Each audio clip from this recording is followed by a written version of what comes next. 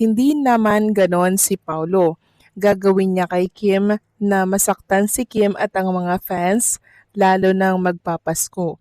Siguro gusto lang nila private. Magulo na ang mundo, ginalawa ni Kim. Gusto ni Paulo ilayo si Kim sa magulong mundo. Tuloy lang ang Pasko. Yes, tama po kayo dyan. Ginang Lolita Maestrado. Alam naman natin na sobrang love ni Paula Avellino si Chinita Princess. Kaya hindi po niya ito sasaktan. And pag sinaktan ni Paula Avellino si Kim Chu, wala na po siyang babalikan kay Chinita Princess. Knowing Chinita Princess, mga kakimpaw, sabi niya nga po, pag red flag ang isang lalaki, ayaw na dyan ni Kim Chu. Kasi syempre, naman ngayon ang kanyang iniisip. Pinoprotektahan na po ni Chinita Princess yung kanyang mararamdaman, yung kanyang feelings, and syempre mga kakimpaw, yung kanyang sarili. Kung inyo nga pong matatandaan mga kakimpaw, yung naging sagutan po ni Chinita Princess sa isang interview, mariin niya pong sinabi doon na hindi daw po siya maghahabol. Kung ano daw yung gusto ng lalaki, di hahayaan na lamang daw ni Chinita Princess kung ano ang gusto ng lalaki. Hindi niya daw ipipilit ang sarili niya at isisiksik ang sarili niya, mga kakimpaw. Ganyan po ang paninindigan ng isang Chinita Princess. Yung 11 years nga, di ba?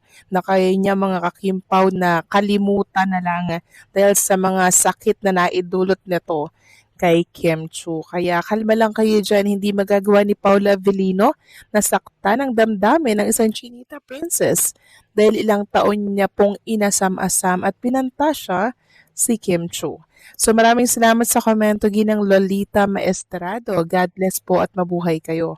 At ang pangalawang komento naman mula po kay ginang Dina Laporteza. Sabi niya, kung totoong nasa Baguio si Paulo at hinayaang mag-worry at magkagulo mga fans ay lalong masaktan ang mga fans na nagmukhang baliw sa kakakuda.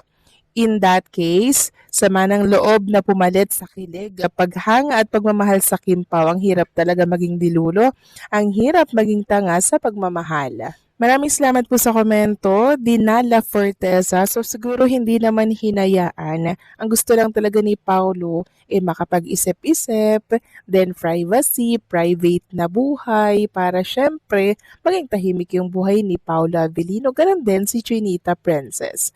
So igalang na lang natin siguro yun. Pero sana 'di ba nagpaparamdam siya kung nasaan po talaga si Paula Avellino, mga kakimpaw, nang sa ganon maging kampante, maging kalmado itong mga fans na naghahanap po sa kanya.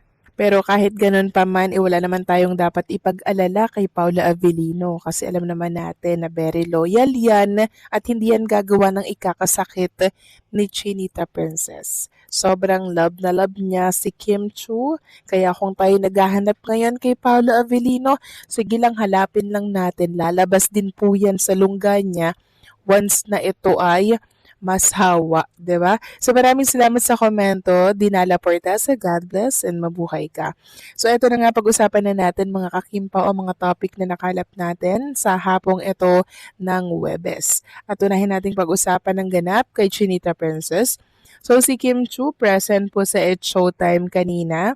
Mayroong mga nagsasabi na pre-recorded na daw po itong It's Showtime. Kasi si Kim Chu di umano daw, nasa vacation na. Yan yung mga nababasa ko lang naman mga kakimpaw kasi baka mamaya live naman ang It's Showtime, di ba?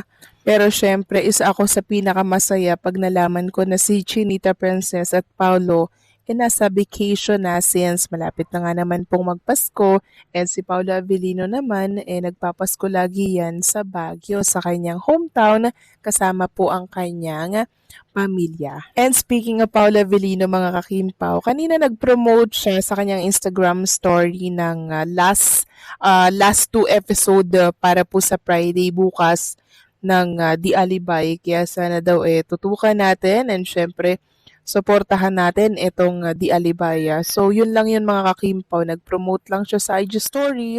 Then, wala na po. Kaya talagang nakakamiss talaga si Paula Avellino or talagang nagpapamiss sa mga fans. Hinahayaang manghula kung nasaan si Paula Avellino after po ng naging performance niya sa Ilocos Sur. 'Di ba? Parang pinaghahanap niya yung mga fans. Sabi niya, bahala kayo diyang mga fans kayo. 'Di ba, hanapin niyo kung nasaan ako, andito lang ako sa tabi-tabi. Pero okey lang 'yan mga kakimpaw, privacy na lang 'yan ni Paolo Abilino, gustong manahimik siguro, kaya hayaan na natin kung ano po ang kanyang desisyon sa buhay. Samantalang next topic naman, pag-usapan natin mga kakimpaw, ang tungkol nga po dito sa paglipat ng ABS-CBN na kung saan parang ang It's Showtime ata ay kasama sa paglipat. Hindi lang po yan, maging ang iba pang mga programa ng ABS-CBN na umeere po dito sa TV5. Merong nalulungkot, merong natutuwa. So ililipat na po ng bahay ang ating Trinita Princess, itong It's Showtime. Sabi nga po ni Mr. MJ Felipe, this just in, starting January 2, 2026, Kapamilya Channel will now air on all TV Channel 2. This comes after AMBS Inc. licensing agreement with ABS-CBN. Prime ABS-CBN program will continue to air on A to Z as well as It's Showtime and Pinoy Big Brother on GMA. So aalisin na po sa TV5 ang mga programa po ng ABS-CBN, mga kakimpaw, no? At ito ay mapapanood na sa AMBS. So sa yung It's Showtime din na syempre patuloy pa rin umeere sa GMA, and syempre dito po sa AMBS. Yun po yung magiging bago nilang tahanan. Ganon din pala si Paolo Abilino, yung sa ASAP mga kakimpaw, parang doon na rin po ata mapapanood. So lipat bahay po ang mangyayari sa mga programang kinabibilangan po ni Chinita Princess, ganon din kay Paolo Abilino. So ito naman po ay nakakabuti or makakabuti sa kanilang tahanan mga kakimpaw or sa kanilang mga programa. Pero bago naman sila lumipat, nagbayad naman sila or na fully paid naman nila yung kailangang isettle dito po sa TV5. Maayos pong umalis ang ABS-CBN sa TV5 para wala syempreng maging problema. And bagay ang ibang mga It's Showtime family like Bong Navarro, masayang-masaya nga po dahil pinaunlakan ulit ng All TV or ng AMBS itong mga programa po ng ABS-CBN. Malaki ang posibilidad na mas magiging masaya at panatag ang Kim Pao fans kapag magpapakita na ulit si Paolo Abilino, kahit simpleng update lang o maikling mensahe. Sa ngayon kasi, ang kawalan niya ng paramdam ang nagiging dahilan ng pangungulila ng fans, pagdami ng espekulasyon, at halo-halong emosyon. May nag-aalala, may umaasa, may napapraning. Kapag nagpakita na si Paolo kahit isang IG story, simpleng sighting, o kahit work-related appearance lang, automatic na mawawala ang kaba ng fans. Hindi na kailangan ng kumpirmasyon o paliwanag. Ang mahalaga sa karamihan ay okay siya at nandiyan pa rin. Bukod pa roon, para sa Kim Pao fans, ang presensya ni Paolo ay parang reassurance na hindi na sayang ang suporta nila. Nagbibigay ito ng closure sa katahimikan at nagpapababa ng tensyon sa fandom. Pinapakita rin nito na marunong siyang rumespeto sa fans, kahit pribado ang personal na buhay niya. Normal lang na gustong makita ng fans ang iniidolo nila, lalo na kung sanay silang may update at alam nilang may pinagdadaanang intriga o issue. Sa huli, hindi naman hinihingi ng fans ang buong kwento. Konting paramdam lang, sapat na para sumaya sila.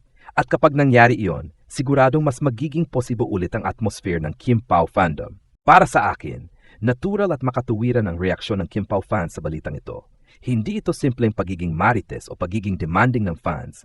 Emosyon ito na galing sa matagal na suporta. Sanay ang Kim Pao fandom na may update, may interaction, o kahit presensya man lang ni Paolo Abilino. Kaya nang bigla siyang nawala sa mata ng publiko, automatic na pumasok ang pangungulila at pag-aalala. Sa kabilang banda, mahalagang tandaan na may karapatan si Paolo sa privacy, lalo na kung personal o pahinga ang dahilan ng kanyang pananahimik. Hindi rin obligasyon ng isang artista na magpaliwanag sa lahat ng oras. Pero bilang public figure, isang simpleng pagpapakita o paramdam sana ang makakatulong para pakalmahin ang fans. Hindi kailangan ng detalye, presensya lang ay malaking bagay na. Makikita rin sa balitang ito kung gaano kalakas ang Kim Pao. Ibig sabihin, malalim ang koneksyon ng tambalan sa fans. Hindi basta hype lang, kundi emotional na investment. Sa kabuuan, masasabi kong, valid ang nararamdaman ng fans, pero mahalaga pa rin ang respeto sa personal na espasyo ng artista. Kung magpapakita man si Paulo sa tamang panahon, siguradong masaya payapa at mas buo ulit ang Kim Pao fandom. Ang balitang magiging masaya ang Kim Pao fans kapag nagpakita na muli si Paulo Avellino ay malinaw na refleksyon kung gaano kalalim ang koneksyon ng tambalan sa kanilang mga taga-suporta. Hindi ito basta usapang artista na nawala sa eksena. Ito ay usapin ng emosyon, tiwala at attachment na unti-unting nabuo sa bawat proyekto, bawat interaction at bawat sandaling ipinakita ni Kim Chiu at Paulo Avellino ang kanilang chemistry, on-screen man o off-screen. Sa panig ng fans, hindi naman sobra ang hinihiling. Hindi nila kailangan ng kumpirmasyon ng relasyon. Hindi rin nila hinihingi ang buong detalye ng personal na buhay ni Paulo. Ang gusto lang ng karamihan ay konting paramdam. Isang senyales na ayos siya, nandiyan siya, at hindi niya tinalikuran ang mga taong patuloy na sumusuporta sa kanya. Kaya't sa kanyang pananahimik, natural lang na pumasok ang pag-aalala, lungkot, at kung minsan ay pagkainip.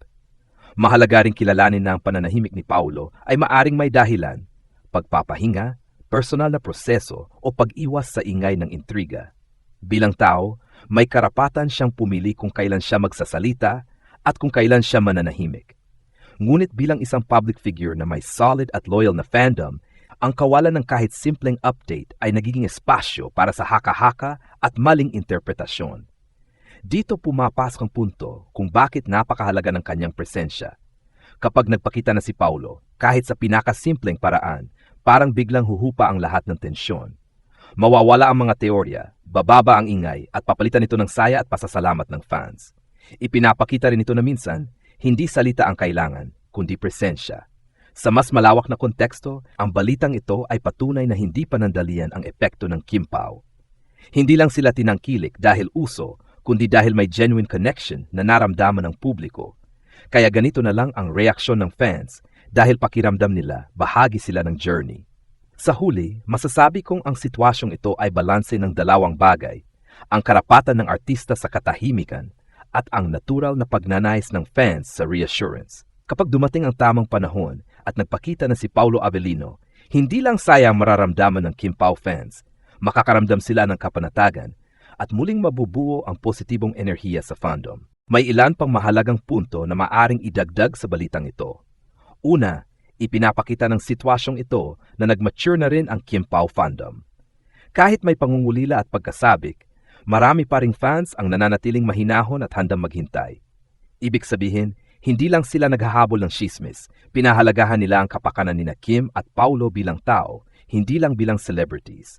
Ikalawa, ang pananahimik ni Paulo Avellino ay nagiging paalala kung gaano kalakas ang impluensya ng social media.